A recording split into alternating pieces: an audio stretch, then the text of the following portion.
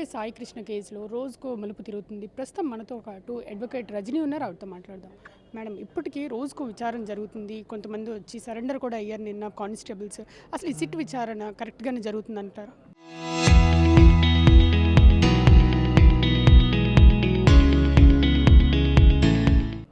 Surrender అవ్వాల్సి వచ్చింది అని మనం మాట్లాడుకోవచ్చు.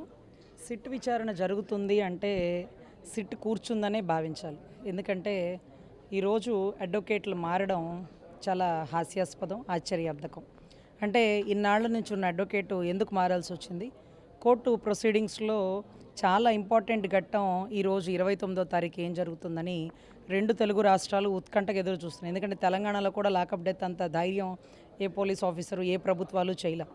ఏదో ఎన్కౌంటర్లు చేశామంటే అటువైపు దాడి, ఇటువైపు దాడి, పెనుదాడి అంటూ 4 మాయ మాటలు చెప్పి తప్పించుకోవచ్చు అనుకోవచ్చు. కానీ ఇలాగ ఇంత డేరుగా లాకప్ డెత్ చేసినటువంటి పర్వం ఎక్కడా లేదు. కానీ అడ్వకేట్ తాలూకా వాళ్ళు వచ్చి మార్నింగే మెన్షన్స్లో వాయిదా అడిగారు. గౌరవ జడ్జి గారు మాత్రం అన్నారు, రాష్ట్రం అంతా ఉత్కంఠగా చూస్తుంది, న్యాయస్థానం ఏం తీర్పిస్తుందా అని. మరి ఈ టైంలో వాయిదా అడుగుతారండి? సమస్య లేదు, మీ అడ్వకేట్ని రమ్మనండి అంటూ చాలా స్ట్రాంగ్ వాయిస్తో చెప్పారు. సరే, అడ్వకేట్ గారు ఏం చెప్తున్నారంటే ఆన్లైన్ ప్రొసీడింగ్స్ లాగా స్క్రీన్ మీద చెప్తాను, నేను అపీరెన్స్ అంటే నేను కోర్టుకి రాలేను అంటూ చెప్తున్నారు. రాష్ట్రం మొత్తం వినాలనుకుంటుంది, బాధిత తాలూకా కుటుంబాలందరూ వచ్చారు. కానీ అడ్వకేట్ గారు మాత్రం ఇన్ కెమెరా ప్రొసీడింగ్స్ లాగా అదేదో పర్వం ఉంటుంది చూడండి, ఇంట్లో కూర్చొని కెమెరాలో అప్పీర్ అవుతానన్నారు. దానికి కూడా జడ్జి గారు బహుశా ఒప్పుకున్నారు, ఒప్పుకోలేదు. కానీ నిన్న దౌర్భాగ్యం ఏంటంటే ఆ టైంకి రీచ్ అవ్వలేకపోవడం, సబ్జెక్ట్ రీచ్ అవ్వలేదు. బహుశా రీచ్ అయితే మాత్రం జడ్జి గారు చాలా స్ట్రిక్ట్గా మంచి ఆర్డర్స్ ఇష్యూ చేస్తారని నమ్ముతున్నాం. విజయవాడ బార్ అసోసియేషన్ వాళ్ళందరూ దీనిలో సిబిఐ ఎంక్వైరీ జరగాల్సిందే అంటున్నారు. దీని మీద మీ అభిప్రాయం ఏంటి? పౌర హక్కులు వాళ్ళు, కమ్యూనిస్టులు వీళ్ళు ముందుకు వస్తే బాగుంటుంది. ఎందుకంటే కుటుంబాలు ప్రభుత్వాలకి భయపడి ఒక అడుగు వెనక్కి వేయచ్చు. ఒకవేళ 10 అడుగులు వెనక్కి వేసే పరిస్థితిలో వారు ఉండొచ్చు. ఎందుకంటే ముగ్గురు కలిసినటువంటి కూటమిని ఈరోజు ఎదుర్కోవడం పాపం పేద ప్రజలు లేకపోతే బాధిత తాలూకా కుటుంబాల వల్ల కాకపోవచ్చు. కానీ మీరున్నదే పోరాడానికరా. ఈరోజు చుండూరు ఘటన జరిగినప్పుడు ఎవరు వచ్చినారు? లేకపోతే ఇవన్నీ ఘటనలు జరుగుతున్నప్పుడు ఎవరు రెస్పాండ్ అవుతున్నారు? రావాల్సిన వాళ్ళు ముందుకు ఎందుకు రావట్లేదు? చాలా ఆశ్చర్యం. ఎందుకంటే పౌర హక్కుల వాళ్ళు అప్పట్లో బాలగోపాల్ గారు వీళ్ళందరూ కూడా చుండూరు ఘటనలో చాలా గొప్పగా అంటే ఎక్కడైనా ఇన్సిడెంట్ జరిగితే బాధితులు రాలేరు, బాధితులు పోరాడలేరు. పోరాడితే వాళ్ళు బాధితులు ఎందుకు అవుతారు? అలాంటి తరపున పోరాడాల్సినటువంటి గొంతులు మాట్లాడలేకపోవడం, మేధావి మౌనం ఈ రాష్ట్రానికి పట్టినటువంటి విపత్తు, దరిద్రం అని కూడా మనం భావించాలండి. ఒక క్రిమినల్కి సపోర్ట్ చేస్తారా? క్రిమినల్కి కులం ఉండదు, ఇది ఉండదు అంటున్నారు పవన్ కళ్యాణ్ గారు. దీని గురించి మీరేమంటారు? అదే పవన్ కళ్యాణ్ గారు ఒక ఇన్సిడెంట్ చెప్పారు. బహుశా లల్లు ప్రసాద్ గారి కాన్స్టిట్యున్సీలో ఆయన సంబంధించిన ఏరియాలో ఒక కలెక్టర్ గారి భార్యని తీసుకెళ్ళిపోయారు అన్నారు. కలెక్టర్ గారు నిజాయితీ గల కలెక్టర్ అని చెప్తే బాగుండేది. దళిత కలెక్టర్ అని చెప్పారు. దళిత కలెక్టర్ అని ఎందుకు ప్రస్తావించారు? దళిత అని ఎందుకు పదాన్ని ప్రస్తావించారు? అంటే ఇక్కడ దళిత సుబ్రహ్మణ్యం అని 10 సార్లు స్ట్రెచ్ చేస్తూ, కానీ అడుగడుగున కులాల మీద దాడి అంటే మొన్నటిదాకా ఎస్సీలు, బీసీలు, ఎస్టీలు మా మీద దాడులు అంటున్నారు. ఇవాళ రోజు నుంచి, మొన్నటి రోజు నుంచి కాపులు కూడా ముందుకొచ్చి మా మీద కూడా దాడులు జరుగుతున్నాయి, మేము కూడా బలహీనమైపోయిన పరిస్థితి ఉంది, మమ్మల్ని కూడా ఆదుకోండి, ఎస్సీలు, బీసీలు, దళితులతో పాటు కాపుల్ని కూడా ఆ కేటగిరీలో వెయ్యండి అంటూ అభ్యర్థిస్తూ ఆవేదనతో కన్నీటి పర్యంతం అవుతుంటే ఎటు వెళ్ళిపోతుందో సొసైటీ అర్థం కాని పరిస్థితి అయితే నెలకొనిందండి. 14 సంవత్సరాల బాలికని వేధించిన వాడికి క్రిమినల్కి సపోర్ట్ చేస్తారా అపోజిషన్ వాళ్ళందరూ అంటారు. దీన్ని ఏమంటారు? అసలు ఆయన ఎవరైనా చెప్తే వినరా? ఆయనకి ఎవరు చెప్పరా? ఒకవేళ వైసీపీ వాళ్ళు అంటుంటారు, ఆయన ఎవరికైనా చూపించండి రా బాబు అని. కానీ నేను అలా అన్నాను. ఎందుకంటే నా అన్నాన్ని మొన్నటిదాకా భావించాను కాబట్టి, ఇప్పుడు కూడా భావిస్తాను కాబట్టి, అన్నకి ఎవరన్నా చెప్పండి, చదువుకున్న వాళ్ళు చెప్పండి. చుట్టుపక్కల ఓఎస్డి మధు గారు, వెంకటకృష్ణ గారు, కృష్ణతేజ గారు వీళ్ళందరూ ఉన్నారు. మీకు తెలీదా ఆ కేసు క్లోజ్ అయిపోయిందని?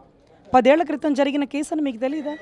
ఆ కేసులో ఉండే బాలికే ముందుకొచ్చి నా మీద రేప్ ఘటన జరగలేదు, గవర్నమెంట్ హాస్పిటల్లో అది ప్రూవ్ అయింది, నా తండ్రి బలవంతాన పెట్టించాడు, ఇది జరిగి 10 ఏళ్ళు అయింది, నేను పెళ్లి చేసుకున్నాను, నాకు ఒక బిడ్డ కలిగి ఉన్నాడు, నా తండ్రి కరోనాతో లేకపోతే షుగర్తోనో లేకపోతే ఇంకొక ఇబ్బందితో చనిపోయాడు అంటూ చెప్పినా కూడా ఇంకా కూడా ఆయన ప్రాపకాండ ఒక మైనర్ బిడ్డని గదిలో పెట్టి 2 రోజులు రేపు చేసినోడిని నేను సపోర్ట్ చేయాలా అంటాడు.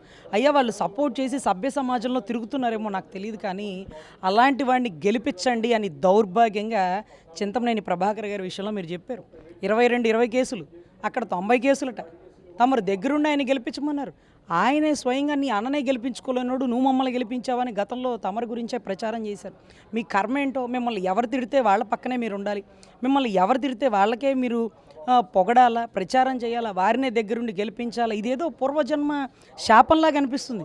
ఎందుకంటే శత్రువుని ఎప్పుడు శత్రువులాగా చూడాలని ప్రతి ఒక్కరికి అనిపించిద్దేమో, కానీ శత్రుత్వం మిత్రత్వం చేసి శత్రువుని పొగడాలి, శత్రువుని పెంచి పోషించాలి, శత్రువుని గెలిపించాలి అంటే ఇక వ్యవస్థలు ఎటు వెళ్ళిపోతున్నాయండి.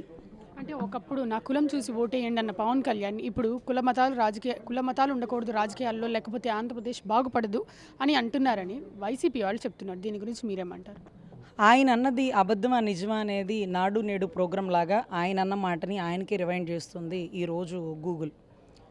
కుల భావన తెచ్చుకోండి, మీ కులంలో మీ వెనుకబాటుతనంలోంచి ఒకరిని ముందుకు తీసుకురావాలనుకోండి, మీరు తలుచుకోండి నేను ముఖ్యమంత్రి అవ్వాలని, నేను అయి చూపిస్తా. కనీసం కులం తల్లి లాంటిది, కుల భావనన్న తెచ్చుకోండి. ఈ ఆంధ్ర రాష్ట్రంలో ఏదీ లేదు, కనీసం కులమన్నా తెచ్చుకోండి. ఆయనే ఈరోజు రాష్ట్రానికి పట్టిన దరిద్రం కులం అంటూ మాట్లాడుతున్నారు. ఈరోజు నన్ను కుల చట్టంలో మొయ్యొద్దు అంటున్నారు, కానీ కులాన్ని పెద్దన్న పాత్ర పోషించండి అని అన్నది ఆయనే. అలాంటి భావనలోంచి బయటకు వచ్చిన మాలాంటి వాళ్ళం కూడా అర్రే ఆ రోజు ఆయన నా కుల భావన తెచ్చుకోండి ఇవన్నీ అన్నాడు కాబట్టే కదా రాజకీయంలో కూడా రాకూడదు అనుకున్న మాలాంటి వాళ్ళం కూడా మా అన్న మా కులం అంటున్నాడు, కులం ఏదో అన్ని కులాలకి మేలు చేయాలంటున్నాడు, బడుగు బలహీన వర్గాలు అంటున్నాడు అంటూ కొన్ని సిద్ధాంతాలకు లోబడి మేమందరం వచ్చాం. ఈరోజు 10 మంది అవమానిస్తున్నా అదేమో అనిపిస్తుంది, కానీ ఆయనే నిండు స్టేజ్లో కులాన్ని కించపరుస్తూ తక్కువ చేస్తూ ఏదో పుట్టాలి కాబట్టి పుట్టాను ఆ కులంలో అంటూ ఈరోజు శ్రీకృష్ణదేవరాయలు బిరుదు, అంటే అభినవ శ్రీకృష్ణదేవరాయ అని బిరుదు ఇచ్చింది ఆయన గొప్పగా పరిపాలన చేస్తాడనో చేయబోతున్నాడనో కాదండి. కేవలం కాపు కులంలో పుట్టారు, అదే కాపు కులంలో శ్రీకృష్ణదేవరాయలు పుట్టారు అని. ఈరోజు మీకు ఆ బిరుదు మీరు వెనక్కి ఇవ్వగలరా? కులాలకు అతీతంగా ఈరోజు మీరు కుల చట్టంలో వద్దు నాకు కులం లేదన్నారు కదా, అభినవ శ్రీకృష్ణదేవరాయలు అని బిరుదు వెనక్కి ఇచ్చేసేయండి. పెద్దన్న పాత్ర పోషించమన్న కాపుల్ని ఈరోజు మీరు మాట్లాడుతున్న మాటలకి తలెత్తుకోలేని పరిస్థితి. సో దయచేసి మీ చుట్టుపక్కల ఉన్న వాళ్ళు చెప్పిందన్నా మీరు వినండి. యాస్టీస్గా సుగాలి ప్రీతి విషయంలో సుగాలి ప్రీతి తల్లి చెప్పారు 2 ఉద్యోగాలు ఇచ్చారని చెప్పారు, కనీసం 1 ఉద్యోగం ఇచ్చినన్న విషయం కూడా మీకు తెలియదు. మీకు ఎవరు కంటెంట్ రాస్తున్నారు? ఆ కంటెంట్లో తప్పుంటే వాళ్ళ మీద మీరు ఏమైనా చర్యలు తీసుకుంటున్నారా? ఈరోజు కూటమి ప్రభుత్వం మిమ్మల్ని ఒక జోకర్గా చేసేసింది, ఈ విషయం మీకు తెలియట్లేదా? ఈరోజు కేసులు లేవు, మొర్రో ఉన్నవి 2 కేసులు, అది వారెంట్ పెండింగ్లు అంటుంటే ఈరోజు మీరు ఆ విషయాన్ని కూడా ఇంకా కూడా కోర్టు కేసులో పెండింగ్ ఉందని చెప్తున్నారు. మీకు తెలిసి చెప్తున్నారా, తెలియక చెప్తున్నారా, మీరు ఏదైనా తప్పుడు ప్రచారాన్ని ప్రోపకాండాని ప్రజల్లోకి తీసుకువెళ్ళాలని చెప్తున్నారో కూడా అర్థం కాని పరిస్థితి. నాకు మిమ్మల్ని చూసి కోపం రావట్లేదు, కానీ మీ చుట్టూ ఉండే ఓఎస్డీలు మీకు చెప్పట్లేదా? సుగాలి ప్రీతి తల్లికి 2 ఉద్యోగాలు అన్నారు, అది ఎంత జోకర్ అయిపోయింది. ఈరోజు చేతుల్లో గీతలు కనపడకుండా చేస్తారా, కాలుకి కాలు వేలుకు వేలు తీసేస్తారా? ఇదేదో భీమ్లా నాయక్ సినిమాలో డైలాగ్ అనుకున్నారా? గబ్బర్ సింగ్లో కనుక మీరు రౌడీల్ని ముందు కూర్చోబెట్టి కాలు మీద కాలు వేసుకొని చొక్కా బట్టలు ఇప్పదీసుకొని ఎర్రకండ వాళ్ళు నెత్తిన కప్పుకొని మీరు సినిమాల్లో నటించినట్టుగా నిజ జీవితంలో పోలీసులు కనుక చేస్తే తాట తీసి ఎండబెడతారు అనడానికి ఈరోజు నాగరాజు గారి ఘటన. తప్పది, చట్టాన్ని చేతిలోకి తీసుకోకూడదు. ఇలాంటివి ఒక హోదాలో ఉన్న మీరు చెప్పకూడదు. మీరు చెప్పారు నిన్న మీ ఎమ్మెల్యే పంత నానాజీ గారు అలాంటి వాళ్ళని బతకనిస్తారా, చంపి పక్కన పడేయాలి కానీ అన్నారు. అంతే మరి మీరు ఎలా చేస్తే మీ కింద ఉండే ఎమ్మెల్యేలు ఎలా చేస్తారు, లేకపోతే ప్రజలు అలాగే చేస్తారు? హాకీ స్టిక్కుల కర్రల ప్లేస్ మీరు చెప్పినా సరే నేను చెప్పినా సరే ఆ నా కొడకల్లారా ఈ నా కొడకల్లారా అని మీరు 100 సార్లు అంటే మీ ఎమ్మెల్యే ఒక్కసారి అన్నాడు. దాని పర్యవసానం చూస్తున్నారుగా. మీరు అన్నిసార్లు అన్నారు. గత ప్రభుత్వంలో 2 చోట్ల ఓడిపోయిన మీరు 151 సీట్లతో గెలిచినటువంటి ముఖ్యమంత్రికి చెప్పు చూపించినారు. అయినా మీ మీద చర్యలు తీసుకోవాలా? అంటే మీ నోటి మాటని ఎవరు పట్టించుకోవట్లా, లేకపోతే మీరు రెచ్చగొడుతున్నటువంటి జన సైనికులు పాపం వాళ్ళు ఇబ్బంది పడుతున్నారు, కనీసం వాళ్ళనన్నా దృష్టిలో పెట్టుకోండి. నిన్నటి రోజు పంత నానాజీ గారు అన్న మాటకి ధీటుగా సమాధానం చెప్పారంటూ మీరు మీ సభలో తప్పట్లు కొట్టించడం అది దేనికి సంకేతం? అంటే ఇకపైన అందరు ఇలాగే ధీటుగా సమాధానం అంటే అందరూ కొడకల్లారా భాంచ తినే పదాలని మాజీ ముఖ్యమంత్రి వారిని అనడం అనే ఒక సాంప్రదాయాన్ని మీరు పెంచి పోషిస్తున్నారా? అంటే అందుకే జగన్ గారు చెప్తారు మీరు ఏది విత్తితే అదే 10 ఇంతలు మొలుస్తుంది, అదే ఈ సభ్య సమాజంలో నెక్స్ట్ జరగబోయే రాజకీయంలో కూడా జరుగుతుంది అంటూ ఆయన ఇచ్చిన సంకేతం. మొన్న వైసీపీ వాళ్ళు అమరావతికి వెళ్ళిందప్పుడు దాడి జరిగింది, దాన్ని ఎలా చూస్తారు మీరు? 2017-18లో కూడా ఈయన పెనుమాకలో అదే పరిస్థితుల్లో తిరిగారు. అప్పట్లో ముఖ్యమంత్రి చంద్రబాబు గారు ఉన్నారు. ఈ పెనుమాకలో ఈయన యాత్ర చేశాడు, ధర్నాలు చేశాడు, ఆ రైతులకి సపోర్ట్ చేసినారు. అప్పట్లో చంద్రబాబు గారు రాళ్ళు కూడా వేయించినట్టున్నారు బహుశా. సో అందుకే ఆ ప్రభుత్వం అప్పుడు పడిపోయింది. ఇప్పుడున్న ప్రభుత్వం కూడా రైతులకి సపోర్ట్గా రైతు పరిరక్షణ కమిటీ అంటూ మాజీ ముఖ్యమంత్రి వర్యులు ఆయన దగ్గరికి వచ్చినటువంటి రైతుల కోసం వేయించినటువంటి పరిస్థితుల్లో అక్కడికి వచ్చినటువంటి మాజీ మంత్రుల మీద జరిగిన దాడులు, ఎవిడెంట్రీ, ఎవరు రాళ్లతో కొట్టారు, ఎవరు కోడిగుడ్లు వేసి కొట్టారు, మళ్ళీ వాళ్ళే ఎందుకు కూర్చున్నారు, ఆ కూర్చున్న వాళ్ళలో భూములు ఇచ్చిన రైతులు ఎవరు, పార్టీ సభ్యులు ఎవరు అనేది ఎవిడెంట్రీగా నిరూపితమైనప్పటికీ ప్రముఖ మీడియా ఛానళ్ళు తిమ్మిని బమ్మిని చేసేస్తూ కూడా చూపిస్తుంటే పోనీలేండి, ఈ కేసులు 29 తర్వాత పరిష్కరించబడతాయని అయితే నేనైతే నమ్ముతున్నాను. ఎందుకంటే ప్రతిదానికి ఎవిడెన్స్ ఉంది. అంబటి రాంబాబు గారి ఇంటి మీద దాడి చేసిన వాళ్ళు డాక్టర్లు ఉన్నారా, కార్పొరేటర్లు ఉన్నారా, ఎమ్మెల్యేలు ఉన్నారా, వాళ్ళ తాలూకా భర్తల కార్యక్రమాలు అన్నారు, వీళ్ళందరూ కూడా 29లో ఈ కేసులు తిరిగి తవ్వబడతాయి. అప్పుడు కేసులు కట్టనటువంటి పోలీసు అధికారుల మీద సరైన చర్యలు తీసుకోబడతాయి. ఇవన్నీ కూడా 29లో మేము చూస్తామని భావిస్తున్నాం. వైసీపీ వాళ్ళే గూండాలని తీసుకొచ్చారని చెప్పి హోమ్ మినిస్టర్ అనిత గారు అంటున్నారు, దీని గురించి ఏమంటారు? అనిత గారు ఫస్ట్ చెప్పినటువంటి మాట ఏంటంటే అసలు ఎందుకు వెళ్ళారు అక్కడికి అని. అంటే ఎవరైనా ఎక్కడికైనా వెళ్ళాలంటే ఆవిడకి SMS ఏమైనా చేయాలా, మెసేజ్ ఏమైనా పెట్టాలా అర్థం కావట్లా. ఎంత దౌర్భాగ్యం కాకపోతే అసలు ఎవరు పర్మిషన్ ఇచ్చినారు, వాళ్ళకి వెళ్ళే అర్హత లేదంట. అవును, అది పాకిస్తాన్ బోర్డరు.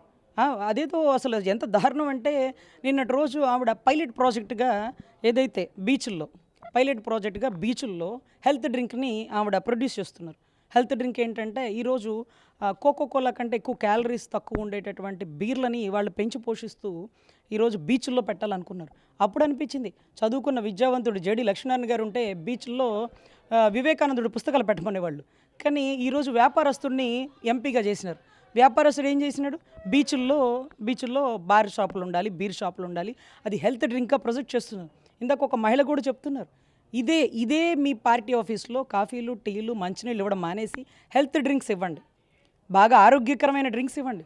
మీరు ఈ ఆచారాన్ని మీరు మీ పార్టీ ఆఫీస్లో బిగిన్ చేసి ఆ ఫొటోస్ లైవ్లో పెట్టి దీన్ని అన్ని చోట్ల ఇంప్లిమెంట్ చేయాలని పైలట్ ప్రాజెక్ట్గా మంగళగిరి పార్టీ ఆఫీస్లో స్టార్ట్ చేయండి.